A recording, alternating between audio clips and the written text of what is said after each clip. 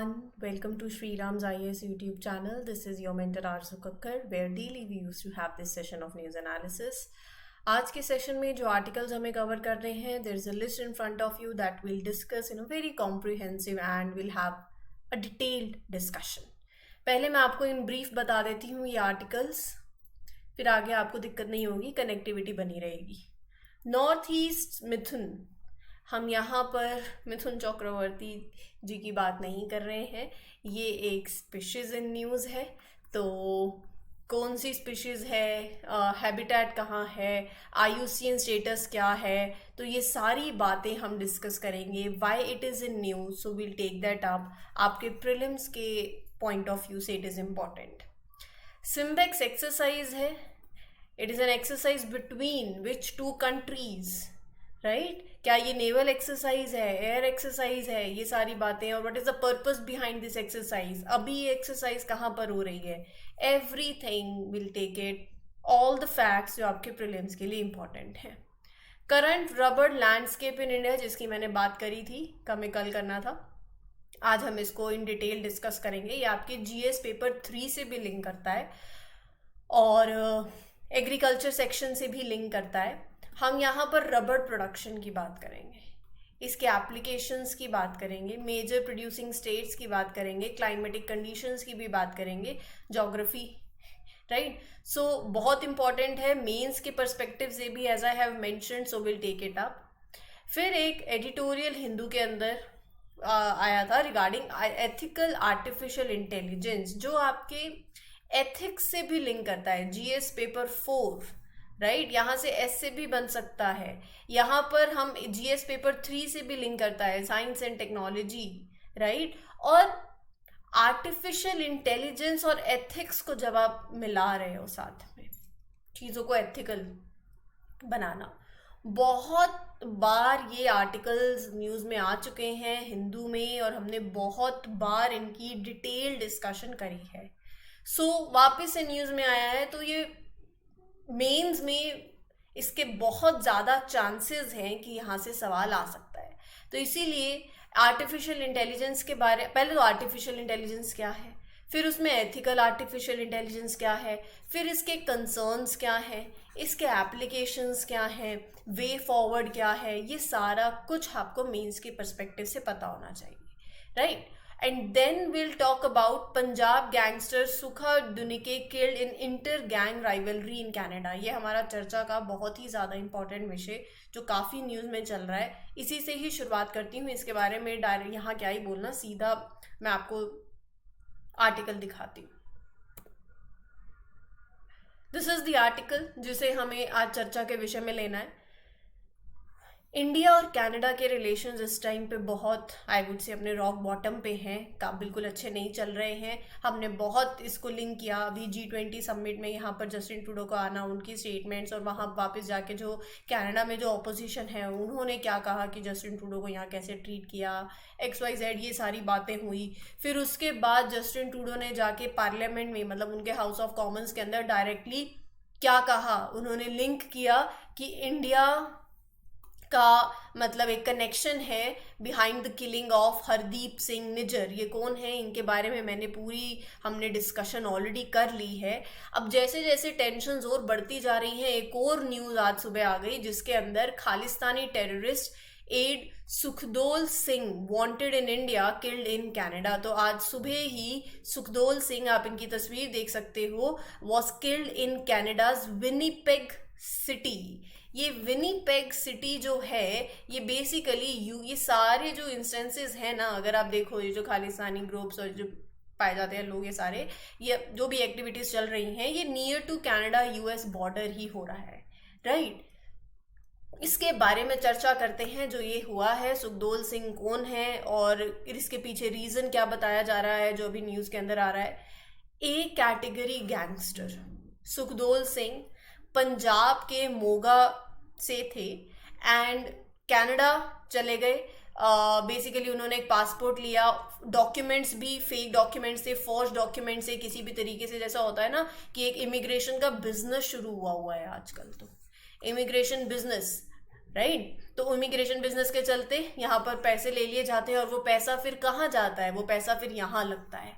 तो यहाँ पर 2017 के अंदर सुखदोल सिंह, जिनको शॉर्ट में सुखा दुनके भी बोला जाता था, ऑब्टेन्ड पासपोर्ट और सर्टिफिकेट लिया और जो भी डॉक्यूमेंट्स बनवाए and finally he fled to Canada despite having 18 criminal cases registered against him in Punjab. Canada चले गए। सुखदोल सिंह की किलिंग इस टाइम पे होना, जब ये diplomatic tensions between India and Canada चल रहे हैं, तो ये अपने आप में एक बहुत ही चिंता का भी विषय है कि अब चीज़ें किस तरीके से रुख लेंगी। अभी हमने देखा था कि जो हरदीप सिंह निज्जर सरी में जिनके there was a killing and यहाँ पर जस्टिन ट्रूडो ने मंडे को कहा कि उन्हें लगता है कि डायरेक्टली उन्होंने ऐसा बोला है that there is a link between Indian government and Hardeep Singh Nijjar's killing. Hardeep Singh Nijjar के बारे में मैं पूरा बता चुकी हूँ। He was the chief of Khalistani Tiger Force. और जब ये स्टेटमेंट आई तो कनाडा, इंडिया ने बोला कि ये जो भी कनाडा बोल रहा है these all are the absurd statements. Canada ने यहाँ पर इंडियन डिप्लोमेट को एक्सपेल कर दिया और उसके टिट फॉर टैट मूव के अंदर गवर्नमेंट ऑफ इंडिया ने क्या किया था, similarly government of India also expelled Canadian diplomat. तो बहुत सी ये चीज़ें जो हैं इस टाइम पे काफ़ी खराब चल रही हैं, टेंशन का माहौल भी है और उसी के चलते एक ये चीज़ हो जाना ये अपने आप में चीज़ों को और टेंस्ड बना रही है। इसी के चलते इंडियन गवर्नमेंट ने वेडनेसडे को एक एडवाइजरी इशू करा है फॉर इंडियन नेशनल्स और स्टूडेंट्स जो कनाडा के अंदर हैं, urging them to exercise utmost caution in viewing of these growing anti India activities, right, politically condoned hate crimes and violence in Canada. देखो बात यह है कि यहाँ पर जस्टिन ट्रूडो को बहुत ही एक स्ट्रॉन्ग स्टेप लेना होगा, जो कि वो नहीं ले रहे हैं। May be vote bank politics या क्या है, लेकिन चीज़ें बहुत ज़्यादा खराब होती जा रही हैं। जस्टिन ट्रूडो का ये कहना था कि ये फ्रीडम ऑफ एक्सप्रेशन है और कनाडा के अंदर देखो फ्रीडम ऑफ एक्सप्रेशन और हेट्रेड में फ़र्क होता है। एक्शंस दैट प्रॉम्प्ट हेट्रेड, ये मैं पहले भी बात कर चुकी हूँ इस बारे में। Similarly, an advisory came from the Canadian government also, issuing a similar advisory for its citizens who are living in India. तो ये स्टैंड ऑफ जो है दोनों नेशंस के बीच में चल रहा है। रही बात सुखदोल सिंह की, तो gelled gangster Lawrence Bishnoi today claimed the responsibility for the killing of this Khalistani terrorist. ये पूरा मुद्दा इस टाइम जो न्यूज में आ रखा है, बोला जा रहा है, ऐसा बताया जा रहा है फ्रॉम द सोर्सेज कि ये इंटर गैंग राइवलरी के चलते हैं। इंटर गैंग राइवलरी बेसिकली जब दो गैंग, बहुत सी गैंग्स हैं ऐसे, और यहाँ पर जब इंटर गैंग राइवलरी होती है किसी भी रीजंस की वजह से हो, चाहे कोई आगे आना चाहता हो या कोई पॉलिटिकली कोई, हर कोई पावर के लिए इस टाइम है, तो it is linking to inter gang rivalry. और रही बात सुखदोल सिंह की, तो ही वॉज द, इनको धुनके बोला जाता था, was the part of Khalistani movement in Canada. Category A gangster रहे हैं from Punjab Moga. Overall there are no less than 29 gangsters from the Punjab region जो कि शेल्टर ले रहे हैं outside India to evade the law. और वो फेक पासपोर्ट्स जो हैं वो बन जाते हैं, दे फेक फोर्स ट्रेवल डॉक्यूमेंट्स, मैं बोलूँ बेसिकली पासपोर्ट तो नहीं बोलेंगे, ट्रेवल डॉक्यूमेंट्स, और उसके बाद ये सब चीज़ें होना, राइट। तो यही मैं बोल रही थी, एक इमिग्रेशन बिजनेस भी चला हुआ है। ये गैंगस्टर्स जो हैं, इट इज़ इन न्यूज़ कि जैसे आप यहाँ पर जो यूथ है, आप उनको emotionally you can say blackmail करना और फिर पैसे आप यहाँ से उनकी फेक डॉक्यूमेंट्स वो भी ऑब्वियसली पैसे के चलते फिर वो चले जाते हैं, और वो जो पैसा फिर उनसे लिया जाता है, डॉक्यूमेंट्स बन गए, वो कनाडा में ही रुक गए, फिर कनाडा से वापस नहीं आना चाहते हैं, राइट, उसी में पॉलिटिक्स में एंटर कर गए, राइवलरी में। तो ये सारी चीज़ें चल रही हैं और बहुत ज़रूरी है यहाँ पर कि कैनेडियन जो गवर्नमेंट है इस पर स्टेप्स ले। इसमें एक पाकिस्तान का टिल्ट भी है। पाकिस्तान बेसिकली ऑब्वियसली चाहता है कि ये एंटी इंडिया एक्टिविटीज़ जो हैं, क्यों ही चाहेगा कि ये चीज़ें शांत हों। तो सोर्सेज के हिसाब से it has been found that Pakistan ISI provide कर रही है funds to intensify the Khalistani activities in Canada. So the report citing sources said that in recent months funds दिए जा रहे हैं to some top Khalistani leaders in order to accelerate कि India के अंदर ये एंटी इंडिया एक्टिविटीज़ होती रहे। तो यहाँ पर ऐसा बोला जा रहा है कि पाकिस्तान भी फंडिंग जो है वो दे रहा है। ये था चर्चा का विषय। इसमें बहुत सी चीज़ें और अभी जैसे जैसे आएंगी आई डेफिनेटली अपडेट यू। जैसे कि अभी गुरवंत सिंह पन्नू, आपने नाम सुना होगा, जो कि लीडर है of the banned organization, a group Sikh for justice, right. उन्होंने डायरेक्टली क्लियरली बोला है ऐसा। क्या स्टेटमेंट दी है उन्होंने?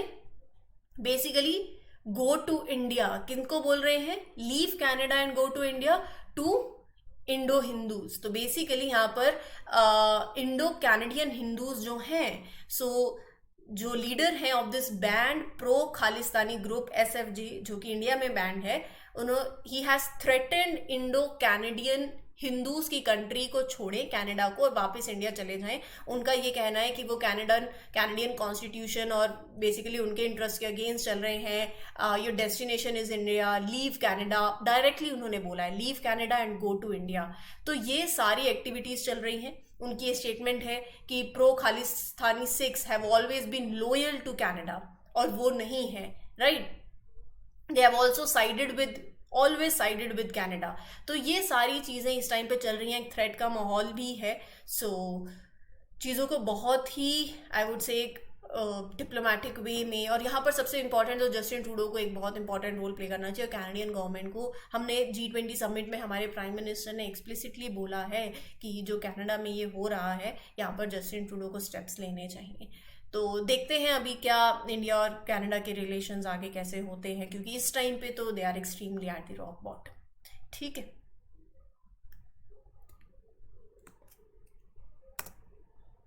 अच्छा हाँ, यहाँ पर एक ये लिस्ट भी है, जैसे कि मैं आपको बता रही थी ना कि there are like various groups, और आप ये नाम भी देख सकते हो, जो they are fleeing to Canada, और जो बाहर है टेकिंग शेल्टर आउटसाइड, चाहे वो कनाडा हो, चाहे वो ऑस्ट्रेलिया हो, यूएस हो। सो ये कुछ नाम है, जैसे अभी इसमें से सुखदोल Singh aka Sukh Duneke from Moga murdered last night. तो ये सब चीज़ें जो है वो चल रही हैं।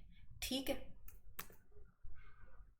now moving on to an article that is completely linked with your mains perspective और बहुत ही ज़्यादा इम्पॉर्टेंट, आर्टिफिशियल इंटेलिजेंस के बारे में बात करते हैं। पहले तो ये तो एथिकल आर्टिफिशियल इंटेलिजेंस को लेकर है, because recently some business leaders emphasize the collaboration among government, industry, ecosystem players to develop ethical artificial intelligence. क्या है ethical artificial intelligence? Artificial intelligence क्या है, राइट? और अभी G20 समिट में भी बहुत बात हुई है इसको लेकर, और सभी कंट्रीज जो हैं, देखो ऐसा होता है, मैं पहले आपको आर्टिफिशियल इंटेलिजेंस के बारे में बताती हूँ। अच्छा सिंपल सा एग्जांपल लो, चैट GPT, कुछ भी लिखते हो आपको आंसर मिल जाता है, इसको भी छोड़ो, दैट इज आर्टिफिशियल इंटेलिजेंस।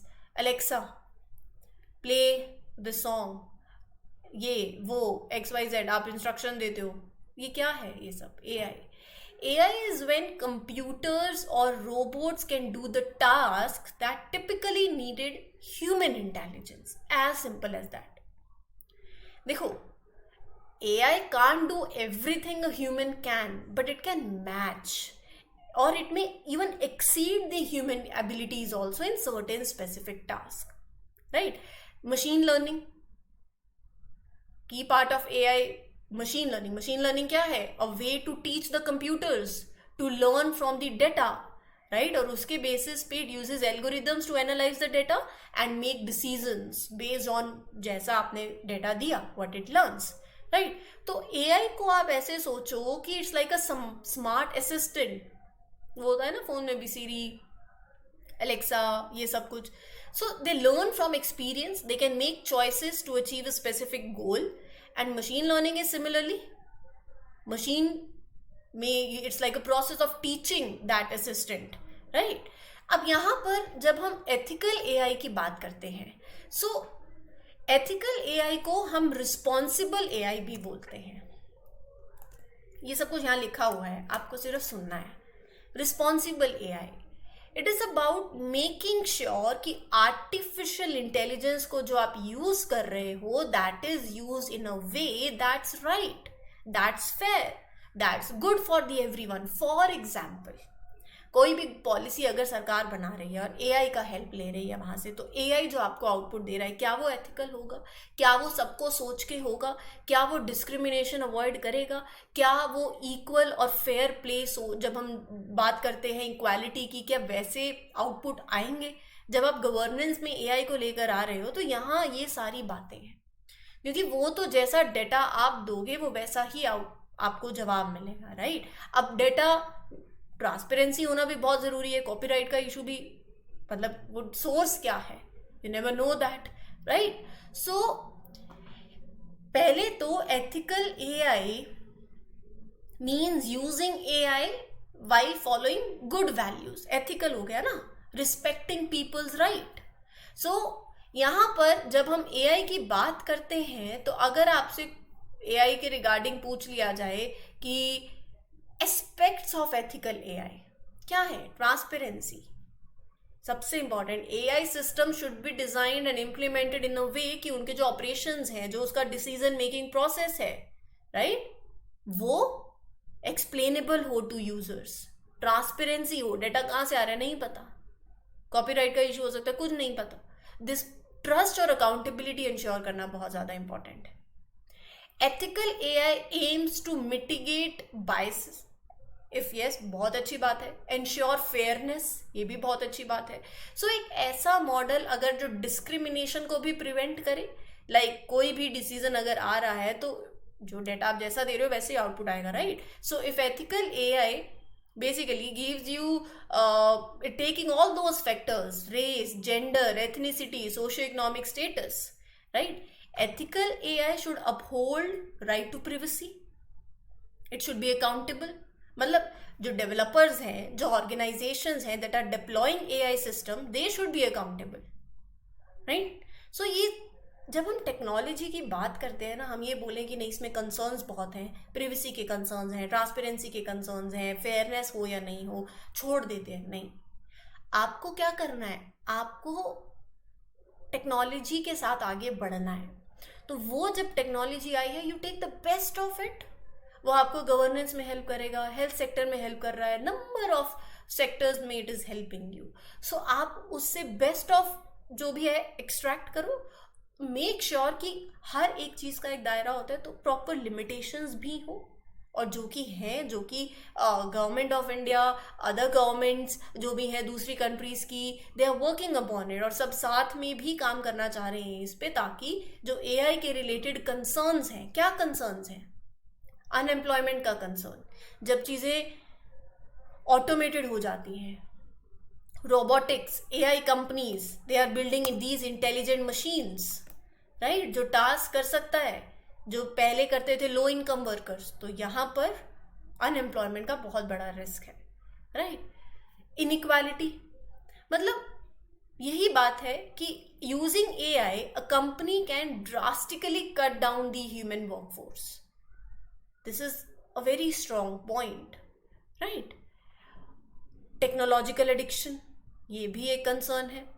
सो जब हम इन कंसर्न्स के बारे में पढ़ते हैं तो आप डायरेक्टली अपने मेंस में लिख सकते हो, people can get addicted to technology, AI is making it easier, AI can grab your attention, they can make us do things. अगर वाइजली यूज करो तो AI could encourage us to do good things, but वही अगर आप अच्छे से use कर रहे हो तो अच्छी है, अगर आप गलत तरीके से यूज करोगे that is very harmful, right? Humans ने फाइनली, ऐसा नहीं है कि एआई कहीं से आ गया, humans created AI and we all have our biases. आप जिस तरीके का डेटा दे रहे हो, sometime these bias can get into the AI system. AI can unfairly treat the people based on the factors, race, ethnicity, right? ये facial recognition जैसी technologies में it can happen, because it might not work well for everyone based on the data जो दिया जा रहा है। अगर data biased है तो आउटकम भी बायस्ड होगा। So we need to be very careful and make sure that AI treats everyone fairly. Are you getting my point? So these points are very very important. आप अपने mains के answers में लिख सकते हो, employment का, unemployment का issue, inequality का इशू, टेक एडिक्शन का, डिस्क्रिमिनेशन का, that I have discussed. Sorted है? If yes, then I'll move to the next article जो कि बात कर रहा है रबर प्रोडक्शन की। इंडिया में अभी recently rubber board working with the central government and the Automotive Tire Manufacturers Association, is leading a project to grow more rubber in the northeastern states of India, except Sikkim, but West Bengal को include किया जा रहा है. Overall aim ये है land area को increase करना है where rubber trees are grown. किस लिए? ताकि रबड़ की प्रोडक्शन को उस रीजन में बूस्ट किया जाए. तो हमारे लिए इम्पॉर्टेंट है रबड़ लैंडस्केप के बारे में पढ़ना. बहुत राइट क्लाइमेट चाहिए. नेचुरल रबड़ एक बहुत ही इंपॉर्टेंट मटेरियल है. आप सोचो इसके एप्लीकेशंस कहाँ कहाँ हैं. And it is made from the milky sap of certain plants. Milky sap अगर आपने देखा हो, so this sap contains main a component polyisoprene that forms rubber. Rubber tree को ग्रो करने के लिए एक वार्म ट्रॉपिकल क्लाइमेट और एक गुड अमाउंट ऑफ रेनफॉल चाहिए रहती है. सॉइल डीप, फर्टाइल, थोड़ी सी एसिडिक जिसका पीएच बिटवीन 4.5 to 6.0 हो. And it's very important that soil has less phosphorus. ये सारे प्रीलिम्स के लिए इंपॉर्टेंट बन सकते हैं. Temperature around 25 to 34 degree Celsius होना चाहिए विद हाई ह्यूमिडिटी. राइट. सो ये है इसकी ग्रोइंग कंडीशंस. क्लियर है. अब यहाँ पर ये these all conditions are very suitable for the rubber tree cultivation. So when growing rubber trees, avoid areas that are prone to heavy winds and opt for the regions जहाँ पर bright sunshine हो 6 घंटे की per day for a total of about 2000 hours annually. India 5th largest producer है of the natural rubber और 2nd largest consumer भी है. 40% India की natural rubber needs are met through imports. बहुत बड़ी नंबर है ये. सो इंडिया हैज़, अगर मैं रबर प्लांटेशन की बात करूँ, अगर इतना परसेंट आप इम्पोर्ट कर रहे हो, 40% तो आप इम्पोर्ट कर रहे हो, तो आप सोचो रबर का डिस्ट्रीब्यूशन इंडिया के अंदर इस टाइम पे कैसा है. उसको बढ़ाने की भी ज़रूरत है. मेजर रबर प्रोड्यूसिंग स्टेट्स अभी मैंने बताया ट्रॉपिकल है तो रीजन में ग्रो होती है. तो केरला, तमिलनाडु, ऊपर Tripura, Assam. Right. India has around 8.5 lakh hectares of land that is dedicated to rubber plantation. Most of the rubber farming जो होती है अगर आप लगाओ तो approximately 5 lakh hectares is concentrated in the southern states of Kerala and Kanyakumari district of Tamil Nadu. Tripura contributes around 1 lakh hectares to the rubber production landscape. Rubber के applications tyre manufacturing में, automotive parts में, फुटवेयर में, इंडस्ट्रियल प्रोडक्ट्स में, medical devices, gloves, medical equipments, consumer products, balloons, erasers, household gloves, sporting goods के अंदर tennis ball, golf balls, protective gears, तो इन सब में यू विल फाउंड. राइट. और हम 40% इम्पोर्ट कर रहे हैं यहाँ पर. तो बहुत ज़्यादा ज़रूरी है कि रबड़ की प्रोडक्शन जो है इंडिया के अंदर और बढ़ाई जाए. Okay, now let's talk about this very famous species and an animal I would say, Mithun, north east मिथुन. तो इनके बारे में थोड़ा सा बात करते हैं. आप इनकी तस्वीर पहले अच्छे से माइंड में सेव कर लो क्योंकि बहुत से स्पीशीज हमें कवर करने होते हैं. इसीलिए I am saying make sure कि आप एक साल में बहुत सी चीज़ें आ जाती हैं. राइट. सो जितना रिवाइज करोगे और जितना साथ साथ पिक्चर्स के थ्रू याद करोगे वो और फायदा देगा आपको. मिथुन इज बेसिकली एन एनिमल. आप देख रहे हो इट इज रिलेटेड टू, अगर आपने इंडियन बाइसन देखा हो या Indian gaur, that it is known as gayal. और एक असेंशियल एनिमल है for tribes in place like Arunachal Pradesh. Right. So people in Arunachal Pradesh they rely on it for their you can say for their conditions, for their life, way of life and their traditions. So it is found in northeast India, Bangladesh, parts of Myanmar, China के अंदर भी, and it is referred to as kettle of mountain. It is very important for the people in northeast India. It's their state animal. कुछ places में, अरुणाचल प्रदेश में, नागालैंड के अंदर. It's not just a cultural symbol, but इसका potential है for business also, for providing nutrition to the people. तो इधर IC, Indian Council of Agricultural Research, has even made an app to help Mithun farmers connect with buyers and sellers. Right? अभी क्या है? FSSAI ने recognise किया है मिथुन को as a food animal. This means it's officially acknowledge as an animal that can be use for food. Right. So it will open up new opportunities. It will provide benefit that is related to food and agriculture for the communities that raises mithun also. तो उनके लिए भी एक फायदा होगा. Conservation status vulnerable है, CITES में appendix 1 के अंदर है। FSSAI की थोड़ी सी बात कर लेते हैं तो स्टैट्यूटरी बॉडी है, establish under this act of 2006, right. Nodal ministry है हेल्थ एंड फैमिली वेलफेयर की। ये फैक्ट्स आपसे पूछे जा सकते हैं, बहुत ही इंपॉर्टेंट है। इनका मेन काम क्या है? To make sure that the food we eat is safe and good for our health. कभी भी कुछ खरीदते हो तो पीछे देखा होगा ना, FSSAI लिखा होता है, right. So that is it. फिर चलते हैं एक एक्सरसाइज पे, that is SIMBEX 23, Singapore India maritime bilateral exercise. तो इंडिया और सिंगापुर के बीच की एक्सरसाइज है, बायलेटरल एक्सरसाइज है, फ्रेंडली मीटिंग आप बोल सकते हो, practice for Indian navy. So ये नेवी की एक्सरसाइज है, Indian navy and Singapore navy, right. So यहाँ पर हर साल ये होती है, 1994 से चल रही है। एंड इसमें 2 मेन ग्रुप्स कौन से हैं? Indian navy and Republic of Singapore navy. They come together, practice to learn from each other.